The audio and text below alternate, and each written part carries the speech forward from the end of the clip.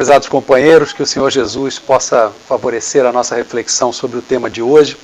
É um tema que sobre o qual eu gosto muito de falar, porque todo mundo tem muito que aprender. Eu, sobretudo, preciso muito entender essa questão de reforma íntima. Eu fiz uma brincadeira de chamar de guia de referência rápida, eu vou explicar por quê. Eu não disse que é um guia de referência fácil, eu disse só que é rápido. Porque saber o que precisa ser feito é muito simples, né? Eu tenho um filhinho de 2 anos, o Arthur. Já vamos trazer aqui, que esse horário é o horário complicado, a hora que ele dorme. E se não dormir agora, meu amigo, depois complica 2 semanas para acertar o horário. Que nem a coleta de lixo quando tem furacão, né? Leva umas 3 semanas para voltar para o dia que você está esperando, aí o pessoal bota a lixeira no dia errado, aquelas coisas. Mas aí o Arthur, com 2 anos, e ele fala muito, não sei a quem ele puxou, mas ele com 2 anos ele fala muito, já em português e inglês, já mistura as coisas, ele sabe todas as coisas, ele conta até 10, acabou de fazer 2 anos, tem 2 semanas que ele fez 2 anos, fala muito. E impressionante como ele, quando ele vai fazer uma coisa errada, ele já faz e dá aquela olhadinha para trás, assim, ele já sabe. Não é que a gente ensinou que ali ele não pode mexer, ou que ali ele não pode ir. Quando ele vai fazer menção de subir a escada, ele já sabe que não é para subir a escada. Ele dá aquela olhadinha e fala, vou subir a escada, tudo bem? Não, claro que não está tudo bem, ele quer só que a gente dê aquela corridinha para ajudar. Mas assim, mesmo a criança sabe quando ele grita, quando ele faz um movimento com a mão mais brusco, quando ele faz uma malcriação, ele sabe que ele está errado.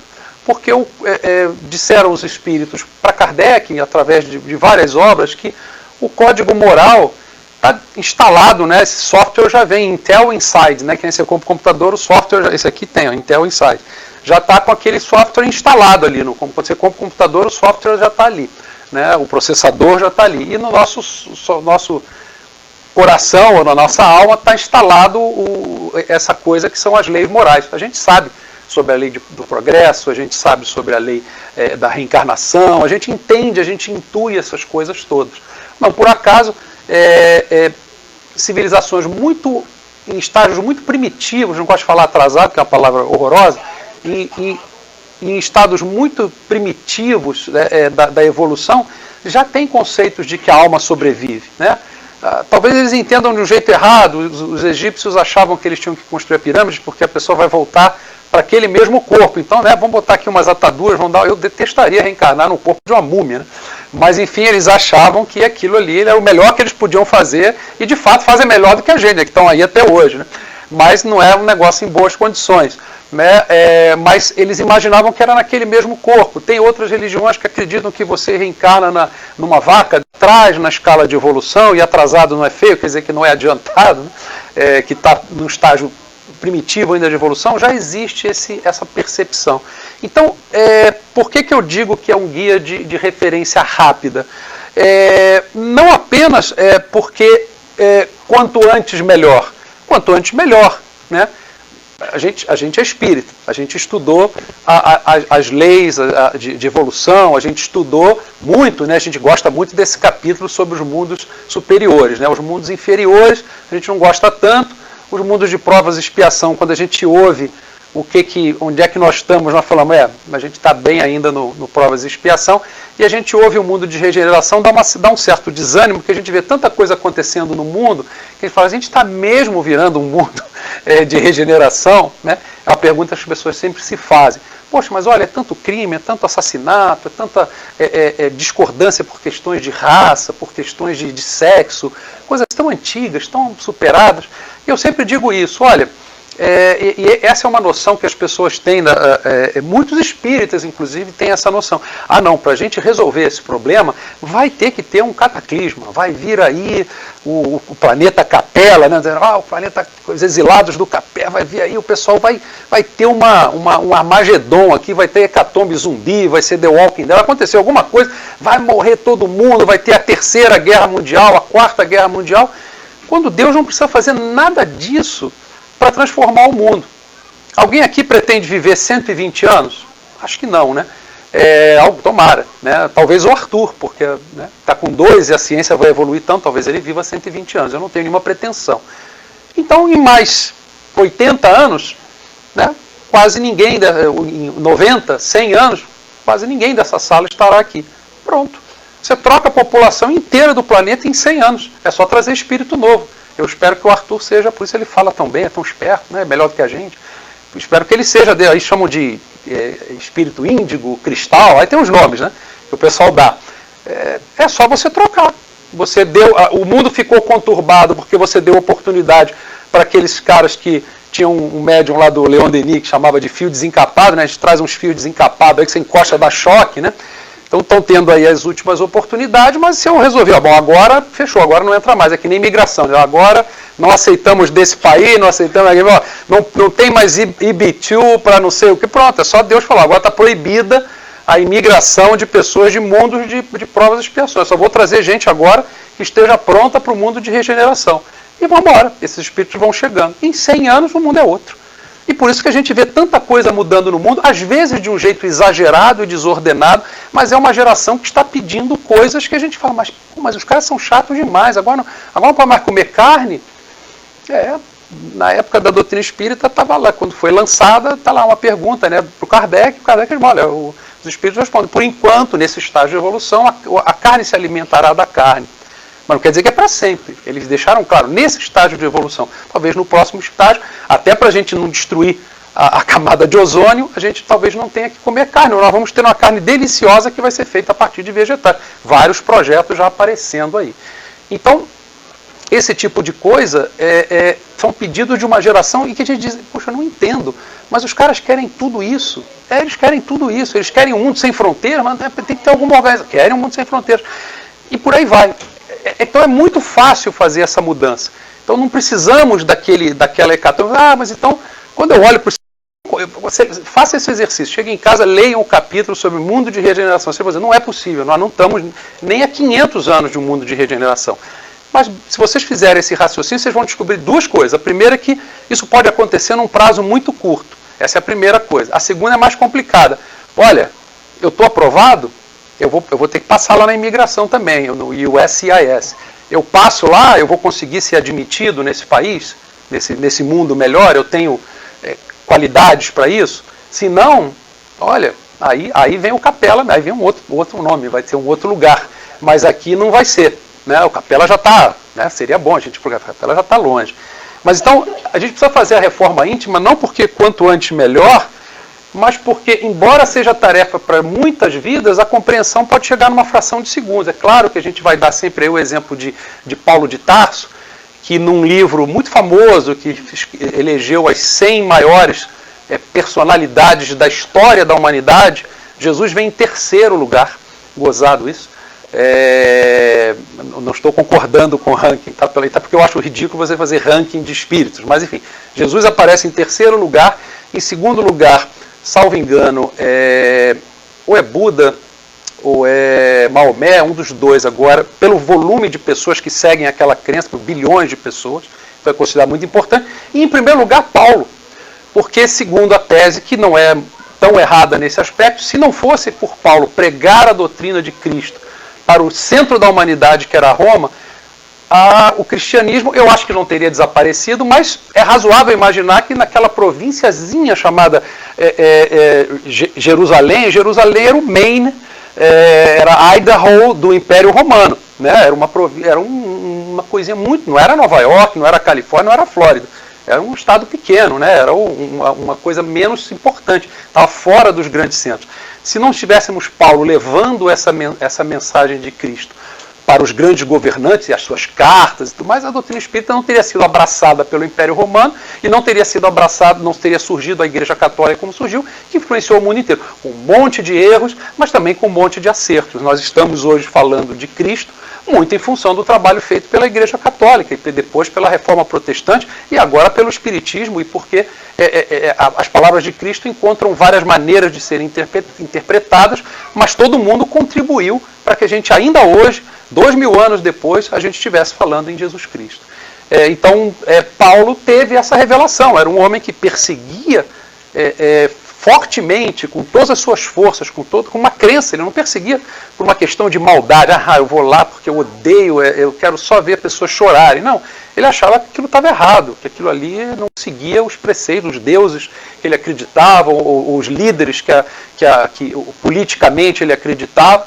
E quando Jesus aparece para ele, né, se manifesta ali para ele, essa transformação é imediata. Nem todo mundo vai ter uma transformação, né, como a de Paulo, não precisa ser uma coisa tão rápida e que estava indo nessa direção e dá o famoso cavalo de pau, né, e começa na mesma velocidade até mais fortemente na outra direção, mas você tem dificuldades que você vai superando. Eu lembro sempre de um trabalho durante muitos anos, acho que uns 15 anos, 20 anos talvez, eu fiz parte de grupos de desobsessão lá no Leon Denis. E eu não tenho nenhuma mediunidade ostensiva além de intuição. Então eu era doutrinador, né? O cara que não tem mediunidade, ele tem intuição, vai fazer palestra, vai doutrinar, porque, né, incorporar que é bom, psicografar que é bom, nada. Dá passe ali, não é passe de cura, aquele passezinho e tal. Mas então, enfim, tinha essa coisa de ter a intuição. E eu acho que isso é muito bom para pessoas vaidosas e orgulhosas, como eu sou, porque a intuição tem essa coisa, né? Você não sabe se a ideia foi sua ou se não foi. Então é melhor você pensar que não foi, porque é para testar. Hoje eu fiz uma palestra boa. O dia que eu faço uma palestra boa, certamente o plano espiritual agiu através de mim. O dia que eu faço uma palestra ruim, certamente foi culpa minha. Eu assumo isso, é a mesma coisa. E na desobsessão, a mesma coisa. Quando eu conversava ali e não conseguia mexer muito no coração daqueles espíritos, falando, poxa, eu me deixei levar pelos meus preconceitos, a minha maneira de ver as coisas. Quando eu, por outro lado, falo, puxa, tive um negócio aqui, tive uma sacada, não fui eu, foi alguém que me intuiu. Mas teve lá um grupo, tem uma história parecida com essa, e por isso eu sempre vou gostar muito dessa história, até mais do que pelo simbolismo dela, mas por esse episódio especificamente, que tinha um grupo de espíritos, normalmente eram 3 trabalhos, né, 3 sessões, com 6 médiums, e aí na primeira sessão, normalmente espíritos muito simples, alcoólatras, espíritos com vícios em drogas, enfim, que estavam lá mais para receber um carinho, serem abraçados e ficarem na casa. Tinha muito debate. O segundo trabalho um pouco mais complicado, e o terceiro trabalho normalmente era o jogo da Série A, né? Primeira divisão, digamos assim, era mais complicado. O jogo era mais difícil ali. E, então a gente já sabia que o terceiro trabalho, falou, bom, hoje foi tão tranquilo o primeiro e o segundo, o terceiro, sobrou tanto tempo, o terceiro não vai ser fácil. Então veio um dia, teve lá na cabeceira da mesa, inclusive, tinha lá uma médium e incorporou um espírito. Eu via que aqueles espíritos, todos que estavam ali, não falavam nada enquanto aquele espírito não se manifestasse. Eu percebia claramente que eles queriam ficar na casa, eles queriam ser assistidos, mas eles não se deixavam, porque aquela pessoa tinha exatamente uma liderança. E esse espírito estava fazendo basicamente isso aqui, desde o início da incorporação. E olhava. Eu falei, poxa, por que esse espírito está incomodado? Mas aí veio aquela intuição, né? Eu falei assim, meu amigo, eu estou vendo que você está muito quieto aí e tal. Percebia-se claramente que era um espírito de um homem na outra encarnação. O espírito não tem sexo, mas na última encarnação ele estava conectado com o universo masculino. E aí eu comecei a conversar e tal, não sei o quê. E eu falei assim, meu amigo, olha, eu queria que você conversasse com a gente, que eu percebo que você está muito incomodado. Tem alguma coisa que está te incomodando muito. E me explica. E ele falou, eu quero saber por que eu fui colocado neste corpo. Era uma médium, mulher, e era negra. E o cara, aquilo foi demais para ele. Ele falou assim, olha, peraí, tem outras pessoas aqui na mesa. No fundo ele disse, por que vocês me fizeram incorporar no corpo de uma mulher e de uma mulher negra? Ele era claramente um senhor de escravos, alguma pessoa com uma relação muito complicada, e aquelas pessoas eram meio que capatazes dele, seguidores, e estavam só ouvindo ali aquele debate. Eu falei, olha, meu amigo, isso que você está experimentando agora, talvez seja até um treinamento, né, para que numa próxima vida você tenha que vir num corpo como esse. Qual é o problema? É uma questão de evolução. Você ainda realmente acha, olha, você presta atenção no tempo que a gente vive, você está vendo aqui, nós temos pessoas de todas as etnias, de todas as orientações sexuais e tal. E ele foi ficando muito, muito irritado, ele não aceitava, mas ao mesmo tempo ele começava a entender que sim, existia, porque ele era inteligente, né? Era um espírito muito inteligente, mais preconceituoso. E aí você começa a lembrar das obras espíritas, vou ter que apelar para alguma coisa, né? E aí você fala, vou apelar para a mãe, né? pô, mãe não tem como, né? Você fala assim, você nunca amou uma pessoa, uma mãe, uma coisa assim e tal.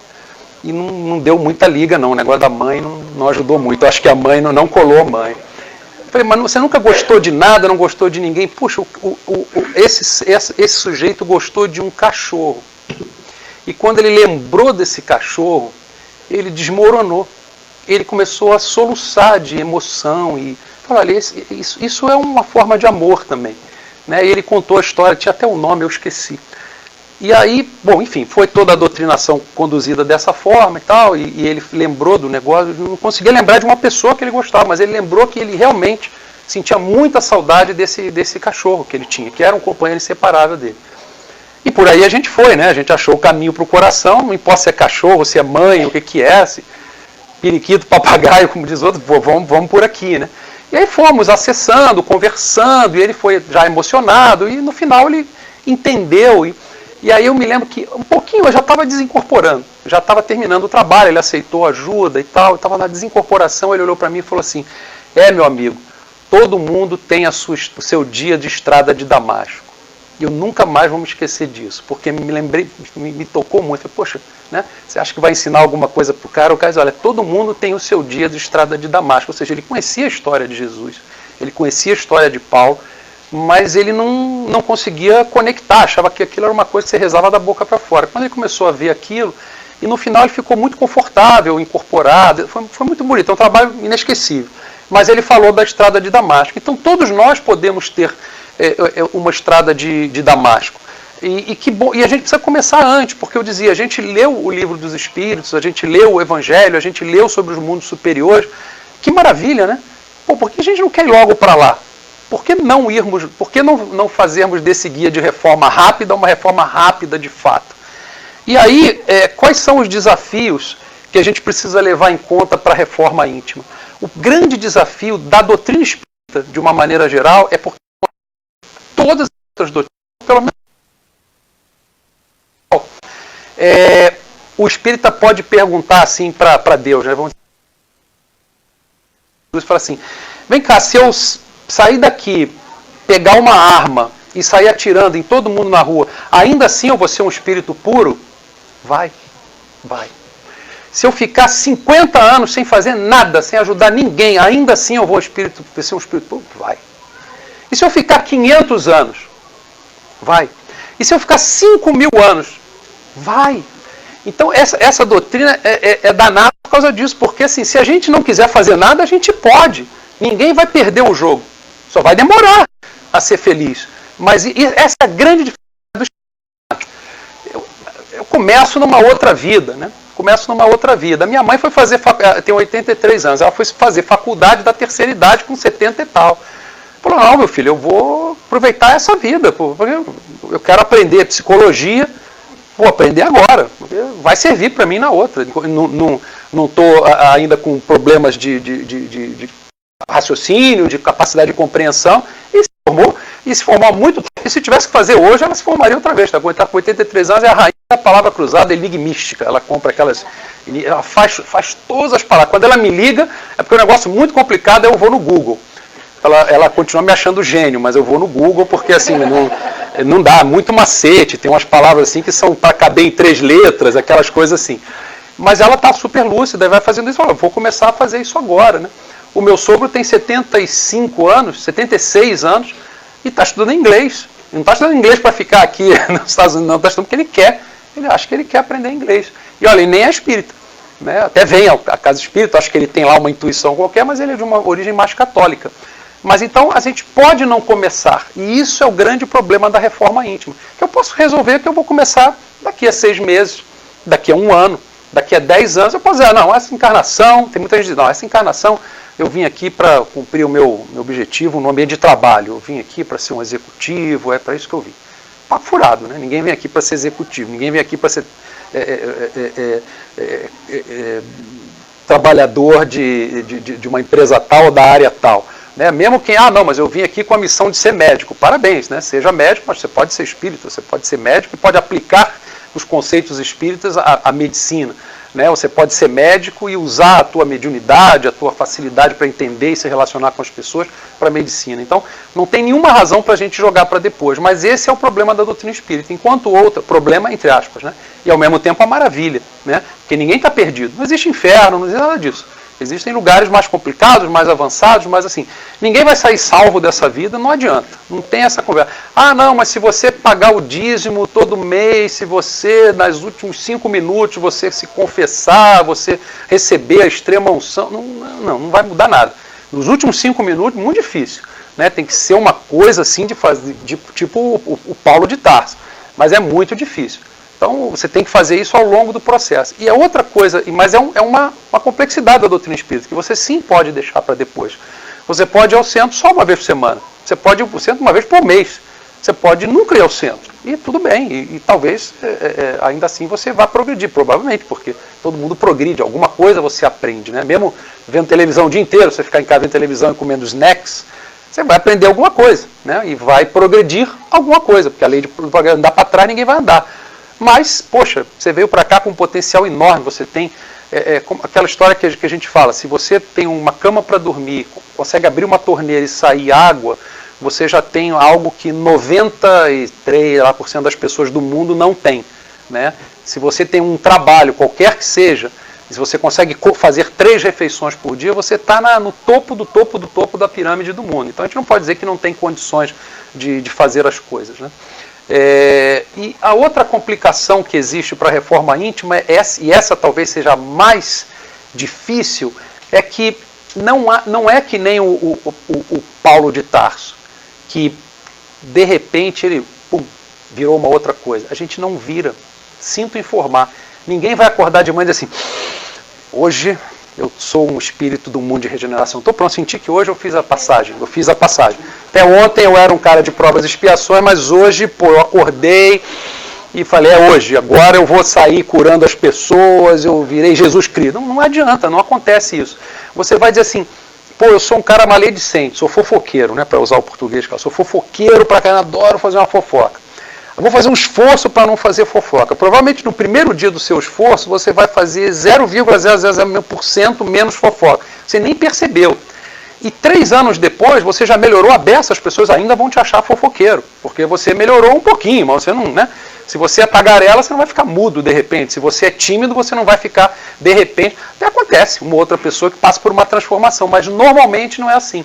É uma melhora de pouquinho em pouquinho. É por isso que é bacana quando você vem morar fora, que quando você volta por poxa, fulano, você está mudado, né? E não é porque está mais careca ou mais barrigudo por causa da comida americana e tal. O cara fala, não, você está mais calmo, eu estou te achando mais calmo, eu estou te achando mais. Você continua se achando o maior estressado do mundo. Mas o cara que não te vê há muito tempo, você mudou. Garanto para você que você mudou. Você não era assim. Você não aguentaria ouvir isso que você ouviu agora sem devolver. Poxa, você agora aguentou. Então, às vezes, é preciso uma outra pessoa que diz, poxa, o fulano está mudado. Acontece muito com pai e filho, quando o filho vai morar longe, ou casa, vai para lá, e você, poxa, meu filho mudou, ele está diferente, não é mais aquela pessoa e tal. Então a transformação acontece, mas você não sabe, você não percebe. E esse é o grande desafio. A mesma história de você, o que eu falo é intuição, ou o que eu falo é alguma ideia genial que eu tive, não importa. Aceite sempre que é intuição e beleza. Porque achar que é uma ideia genial sua é vaidade, esquece isso, vira essa página. Mas você nunca vai saber se você progrediu ou não. É um trabalho de cada dia. Quando você vê, você fala, puxa, parando para pensar, esse cara aí hoje falou um negócio para mim no trabalho que 10 anos atrás eu bati num cara por causa disso. Hoje ele falou, eu só xinguei. Melhorou, né? Não é para xingar e nem para bater, mas melhorou, não tem como, né?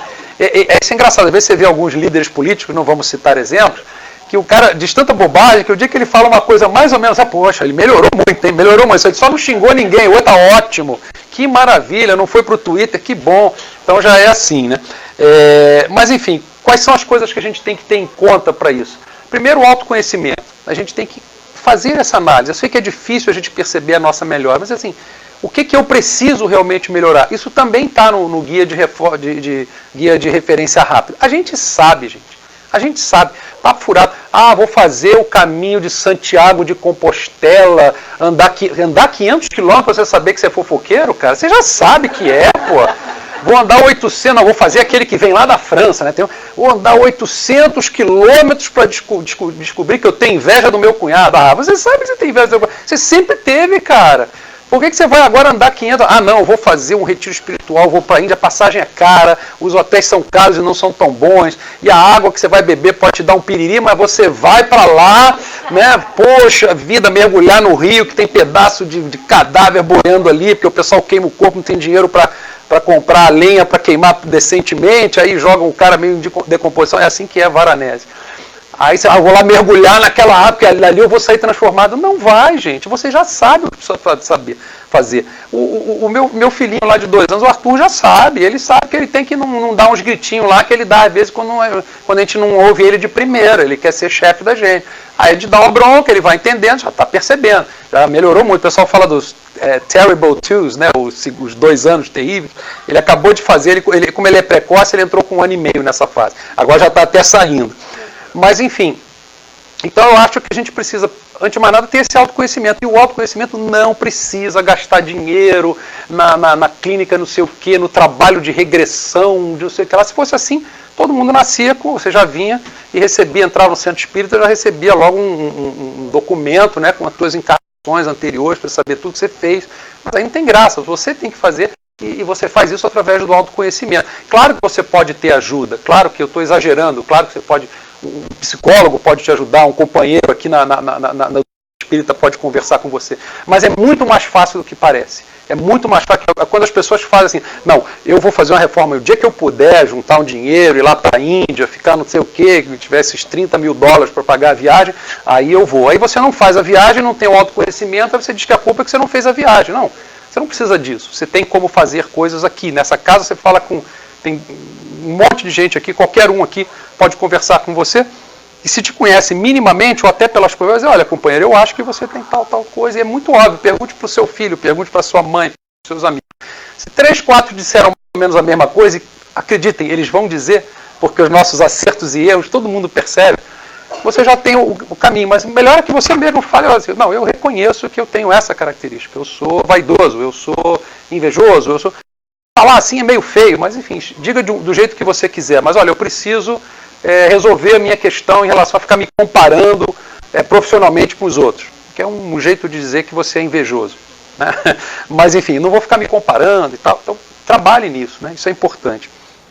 Outra coisa é deixar para trás amarras e contrapesos. Para quem gostou dessa série Breaking Bad, não é uma série espírita, obviamente, mas esse aí é o tal do Walter White, um cara que era um professor de química e que era inteligentíssimo, mas era ridicularizado pelos alunos, era um nerd, coitado, que ninguém ligava para ele. Ele descobre que ele tem um câncer no pulmão e ele fala, não, eu preciso deixar um dinheiro para minha família. E aí, por isso chama Breaking Bad, vou virar mal, eu vou fazer drogas, eu vou fazer metanfetaminas e tal, e vou vender isso daí. No final do filme, da série, né, esse cara faz uma longa viagem ao inferno, digamos assim. Ele vai ganhando cada vez mais dinheiro, ele fica curado do câncer. Mas ele continua, e eu me lembro que tem uma cena muito interessante que a mulher dele é contadora e ela ajuda ele a fazer lavagem de dinheiro. Curiosamente, ele compra um lava-jato para fazer a lavagem de dinheiro. É meio premonitório. E aí ele vai para esses storage, né, esses lugares ela guarda o dinheiro aí. Um dia ela leva ele lá, ela abre aquela porta e tem uma pilha de dinheiro dessa altura. Ela fala assim, quando é que tá bom? Não dá para parar? O problema dele é que não era mais ganhar dinheiro, era a vaidade dele ser o bambambam, o traficante famoso, a melhor metanfetamina. Ele tinha orgulho do produto dele, era um troço maluco. E essa cena é no final, quando ele vai rolando esse barril cheio de dinheiro, por quilômetros e quilômetros e quilômetros, enfim, ele acaba perdendo tudo, absolutamente tudo que ele quer, porque ele... E essa cena dele rolando um barril de dinheiro me dá uma gastura. Você fala, nossa... E ele tinha muito dinheiro, tinha tudo que ele queria, já tinha ficado bom, a casa dele era boa, a mulher dele era legal, o filho... Ele destrói tudo. E está lá ele rolando esse barril de dinheiro. Então assim, vamos... Né, de coisas que a gente não precisa. Às vezes esse barril é uma amizade que não é para essa encarnação. Isso, vamos, né, deixa quieto, manter uma distância. Às vezes é um preconceito que você tem, que você uma questão de você não querer mudar de opinião para você não ser desmachado. Não, mas eu passei 20 anos falando mal do partido tal. Como é que agora eu vou concordar com esse cara que é do partido tal? Qual o problema? Muda para trás. Agora eu resolvi que agora eu sou de esquerda, ou agora eu sou de direita. Qual o problema? Não, mas eu não posso trair o que eu já disse. Vai para frente, né? Então deixar para trás amarras e contrapesos é algo fundamental. Pensar com clareza, né? A gente muitas vezes não consegue fazer essa faxina literalmente mental de dizer, olha, deixa eu entender o que realmente é importante para mim. Assim, eu realmente acredito na doutrina espírita, porque a gente contando parece que a gente não acredita, né? Eu me incluo nessa, tá? Não estou aqui posando de o rei da cocada, não, muito pelo contrário. Assim, poxa, se eu sou realmente espírita, eu tenho que acreditar que a vida espiritual é a vida que vale mesmo, né? Para lá que nós vamos. Eu tenho que acreditar que as coisas que eu estou me preparando, eu estou preparando aqui para essa jornada que é a vida espiritual. Mas a gente fica exatamente como aquele camarada fazer uma viagem pelo deserto e está gastando o salário dele inteiro para comprar esqui, roupa de neve, patins, entendeu? Gorro, luva. Você não vai para o deserto? Por que você não está comprando coisas adequadas para o deserto? Ou ao contrário, né? Não, eu estou comprando essa camisa havaiana aqui porque eu estou indo para o gelo, vou para a Antártida. Mas a gente fala, se o cara fizesse isso, né, esse cara é maluco. Mas é exatamente o que a gente faz. A gente gasta a maior parte do nosso tempo com coisas que não são ligadas ao espírito, são ligadas à matéria. Eu digo sempre isso, falo para mim. Para pensar no tempo que você vê esportes, ainda mais os homens, ainda mais nos Estados Unidos, que aqui você começa a gostar do futebol americano, do college, e aí tem também o Fluminense lá do Brasil, não deixa. Você não larga um negócio para pegar o outro, entendeu? O esporte você vai acumulando. Assim, olha o tempo que você passa vendo esporte e olha o tempo que você passa dentro de um centro. Eu morro de vergonha quando eu faço essa coisa, morro de vergonha. Enfim, então é isso. Eu estou me preparando mesmo para... O que adianta eu saber se o quarterback do Green Bay Packers é o Aaron Rodgers? Eu preciso conhecer o André Luiz, pô. Mas eu fico falando do Aaron Rodgers. Estou falando de mim, né? Eu gosto do Green Bay. Enfim, então essas coisas estão aí. A gente fala do nosso exemplo, mas todo mundo vai ter a mesma história, né? Olha o tempo que a gente gasta vendo novela, que a gente gasta lendo revista que nada a ver, que a gente gasta vendo série de TV, algumas são até interessantes, mas pô, tem gente que não consegue, o dia inteiro é série, lê a série, aí vê o episódio, aí vai na internet discutir, aí entra no Twitter para saber o que aconteceu, vai ler a fofoca, aí o cara da série está namorando a outra menina da série, acompanha a vida dos dois que se casaram na vida real. Puxa vida, precisamos disso mesmo? É claro que você pode crescer individualmente, com exemplos bacanas que existem no esporte, que existem numa obra de ficção, que existem num bom livro, não precisa ser um livro espírita. Algumas das melhores obras que eu li na vida não são obras espíritas, mas são extremamente edificantes, mesmo que às vezes pelo exemplo errado, né? Essa série do Breaking Bad é uma série que, se você olhar com inteligência e com atenção, você diz, olha o perigo disso aqui, olha o quanto a gente se deixa corromper pela vaidade, por não ter limite. Assim. O cara queria deixar um dinheiro para o frente, que tem coisas que o dinheiro não compra. E tem mesmo. E como tem. E isso só quem conheceu pessoas. Eu tive essa oportunidade ao longo da minha carreira de executivo, conviver com gente com muito dinheiro. E eu conheci gente muito, muito, muito rica. Eu estou falando de bilionários mesmo, de bilhões. E gente muito infeliz, mas meu Deus, o cara tem dinheiro, não tem coisas assim, a maioria das coisas o dinheiro não compra. Enquanto eu conheci caras ali que estão ali na esquina, varrendo, ou arrumando alguma coisa, ou um motorista, e o cara está cantando, está ouvindo a musiquinha dele, está falando de Jesus, ou está ajudando os outros e está feliz, né? Isso é importante a gente entender também o propósito da jornada. De novo, o que precisamos fazer a gente já sabe, gente. Se a gente errar 30%, 70% a gente já sabe. Ok, eu não consegui no meu diagnóstico, no meu autodiagnóstico, entender cada coisinha que eu devia. Um bocado. Trabalha nesse bocado. Se você é maledicente, se você é maledicente, invejoso e preguiçoso. Você não sacou que você é preguiçoso, você sacou só que você é maledicente e invejoso. Tá bom, já são duas coisas para você trabalhar. Começa nisso aí. Um dia você descobre que ainda tem outra coisa para fazer, né? Mas a gente já sabe o que precisa fazer. Mas o difícil é fazer. Fazer é muito difícil. E para isso que a gente tem que frequentar a casa espírita, conversar com as pessoas sobre esse assunto, para que a gente tenha apoio, até para que a gente possa fazer nossas renúncias e dizer, cara, eu hoje realmente não posso fazer tal coisa porque eu tenho um compromisso com a casa espírita, porque a mãe de um amigo meu lá do Leon Denis também, a dona Neuza, ela chamava isso da conquista do horário, ela sempre falava nisso, Neuza. A conquista do horário. Marquinhos, você tem que fazer a conquista do horário, porque eu fazia o trabalho, eu com 16, 17 anos, novinho, né?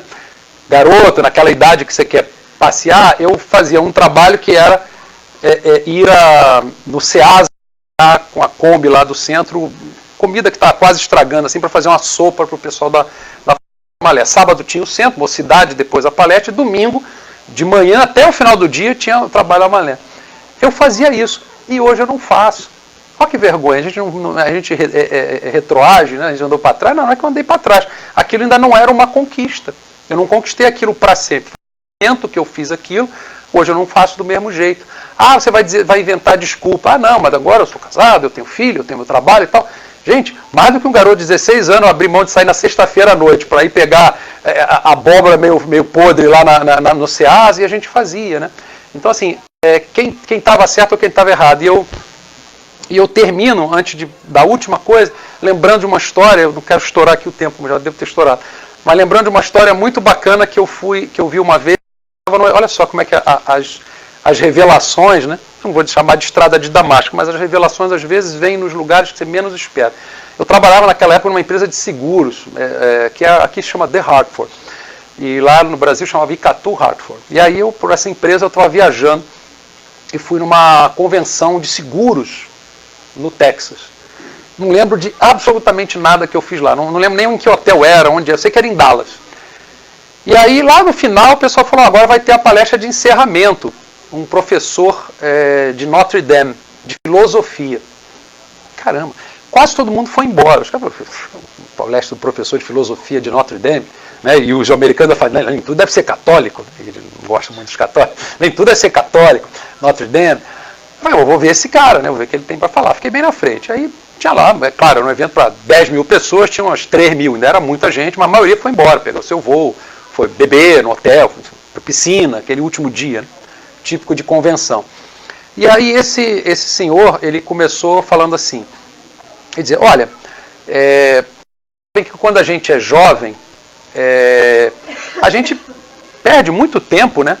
Com coisas que uns papos cabeça, umas coisas que, né, o que é Deus, né, o que é o amor, qual é o sentido da vida, a função da amizade e tal. Pô, e quando a gente cresce, né, senhores, a gente tem coisa mais importante para fazer, que é a questão do trabalho, progredir na carreira, como é que está a economia do país nesse ano e tal, não é isso? Aí todo mundo concordou, né, e falou assim, vocês estão completamente loucos. Desde quando a cotação do dólar hoje, dia tal do tal de 1900 não sei o quê, é mais importante do que o sentido da amizade, do que o significado do amor, ou qual é a função de Deus? Essas são as perguntas que os homens ancestrais se faziam, os grandes filósofos gregos se faziam. De onde vocês tiraram que saber se o Trump vai se reeleger ou não é uma coisa mais relevante do que entender o valor de uma amizade? Eu falei assim, olha, saiam daqui, pensem, porque vocês não eram bobos e ficaram espertos, vocês eram sábios e se tornaram bobos. Vocês se tornaram uns bobões, isso que vocês não vão lembrar de nada desse evento aqui. Vocês não vão lembrar de nada desse evento aqui. Alguns talvez lembrem do que eu falei hoje. E eu só lembro do que ele falou. Eu não sei nem quais eram os outros, os resseguros, não tenho a menor ideia, não tenho a menor ideia. Né? Então eu me sinto assim, quando eu era menina, eu estava lá fazendo trabalho na Malé, né? E hoje eu não arranjo um tempinho para fazer isso. Eu preciso parar para pensar. Olha como a gente sabe, eu sei o que eu preciso fazer para melhorar. O que fazer é difícil. E por último, só para encerrar, as 3 regras da sabedoria oriental são chave para a gente entender isso daí. Todo mundo conhece, mas é bonito e faz sentido. E eu acho que eu gosto sempre de lembrar dessa frase. Embora seja muito conhecida, talvez até batida. Né? Eu tenho amigos que dizem, poxa, a maior pena que existe em livros como Pequeno Príncipe, Fernão Capelo Gaivota e tal, é que são livros que ficam tão... A história de Jesus, coisas que ficam tão batidas que as pessoas acham que são bregas, ou que são bobas, e não são espetaculares. É que ficaram tão populares, mas tão populares, que a gente acha que está batido, né? E não, e daí que está batido? Continua sendo importante, que nem lá do professor de Notre Dame.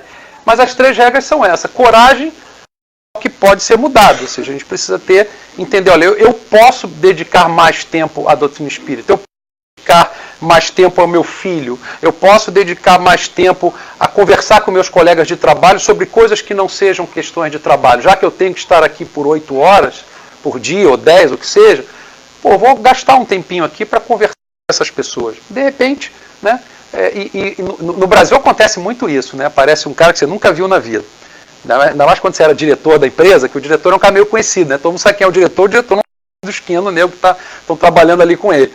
Mas o diretor todo mundo sabe quem é. Aí o cara fala, ô Marcos, tudo bem? Então, eu vim falar com você porque o fulano me falou que você é espírita. Pronto. Aí o cara fala assim, você é espírita, e você se torna uma autoridade, assim, você vai resolver meu problema porque você é espírita. Façam isso, é uma responsabilidade sim, por que não? É muito legal. Então, assim, eu fiz muita desobsessão corporativa, muita.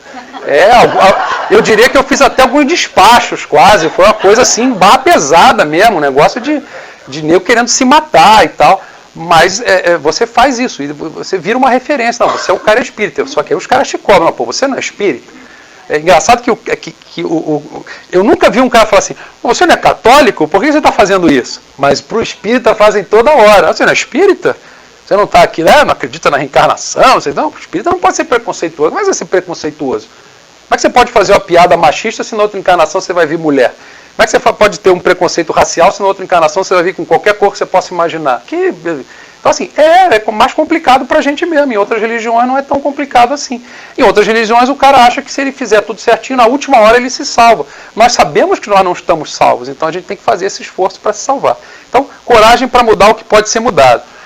Resignação para aceitar o que não pode ser mudado. Porque, olha, tem muita coisa que não pode ser mudada. Eu conheço muita gente que perdeu uma encarnação inteira tentando consertar uma relação com uma pessoa que está na cara que não era para essa vida. A gente deve tentar, mas tem limite, né? Você vai... sabe aquela história do Charlie Brown com a Lucy, né? O personagem sempre bota a bola para ele chutar e na hora que ele vai chutar, ela tira. A cada ano, as tirinhas do Charlie Brown existem desde 1950 e poucos. Todo ano tem umas 2 ou 3 ocasiões que ela vai falar, hoje eu sei que ela não vai tirar, porque hoje aconteceu, ou porque hoje é Natal, ou porque hoje é não sei o que e tal. E na hora H ela tira a bola, ele se esborracha no chão. Charlie Brown, não está na hora de você falar assim, olha, gente, resolveu o meu problema com a Lucy em relação à bola de futebol americano, vai ficar para outra encarnação, eu não posso me esborrachar 100 vezes. Mas era curioso, né, como ele, aqui, até porque é um quadrinho muito adulto, né. Mas, enfim, algumas pessoas ficam tentando e complicam a relação com todos os outros membros da família para tentar trazer para o círculo ali uma pessoa que vai desandar tudo. Reconheça que isso não pode ser mudado, ou que é uma coisa que você vai ter que resolver com ela, mas não vai adianta. Você não pode querer que todo mundo seja, olha, então tem esse cara aqui que é o maior fio desencapado, vocês são meus sócios para resolver o problema dele. Quem disse que eu quero ser? Ah, não, mas eu tenho um resgate de outras vidas. Pô, você falou bem, você tem um resgate de outras vidas com ele. Eu não tenho. Por que eu tenho que resolver se o cara não quer saber da gente?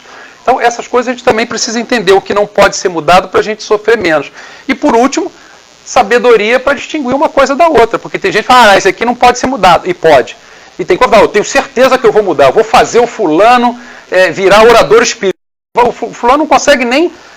falar coisas boas, quanto mais ser orador, ou quanto mais ser fulano da passe. O fulano está precisando receber passe. Se você conseguir fazer ele receber um passe, já está ótimo. Na outra vida ele pode dar um passe. Então essas coisas a gente tem que saber, distinguir um do outro. E o livro-texto desse guia de referência rápida a gente já tem, bastam esses 2 aí, não precisa mais não. É o Livro dos Espíritos e o Evangelho. Essas são as que a gente tem que ler e as respostas estão todas aí. Algumas cômodas, mas estão aí. E, portanto, mãos à obra. Isso aí, quem não conhece, alguém sabe o que é isso aqui? Isso aqui é a charrua, né? E lembra da passagem de Jesus? Jesus fala, todo que tiver as mãos na charrua, ou seja, está pronto para o trabalho, olhar para trás, não é digno do reino de Deus. Ou seja, a gente precisa entender que nessa vida deu um tremendo trabalho para um monte de espíritos que querem o bem da gente, levar a gente até a charrua e colocar a nossa mão lá. Cara, vai, agora é só arar. Você já tem uma casa espírita para frequentar. Eu tenho 3, eu vou em 3 casas. Você tem uma casa espírita para frequentar, você já tem companheiros que estão de doutrina, tem um monte de trabalhos que o Etienne avisou aqui para a gente fazer. Cara, vamos arar a terra. Está aí a charrua na tua mão, faz isso. Né? E mãos à obra, isso é literalmente por mãos à obra. Então a gente não pode perder mais tempo, porque já que deu um trabalho enorme para a gente chegar até aqui. Muitas pessoas venceram verdadeiras batalhas. É o marido que implica, é o compromisso do filho no futebol da escola, é o não sei o que, é o show do não sei o que lá, e estão aqui. Pô, já que a gente está aqui, vamos em frente, vamos continuar, vamos ter fé na nossa doutrina e ter fé na gente mesmo, de que a gente é capaz de se transformar. Tá bom? Obrigado. Meu e-mail, meu telefone, se alguém quiser bater um papo. Eu sou espírita, né? Como vocês me falaram que você é espírita. Eu estou aí, eu posso conversar também. Obrigado, gente. Obrigado.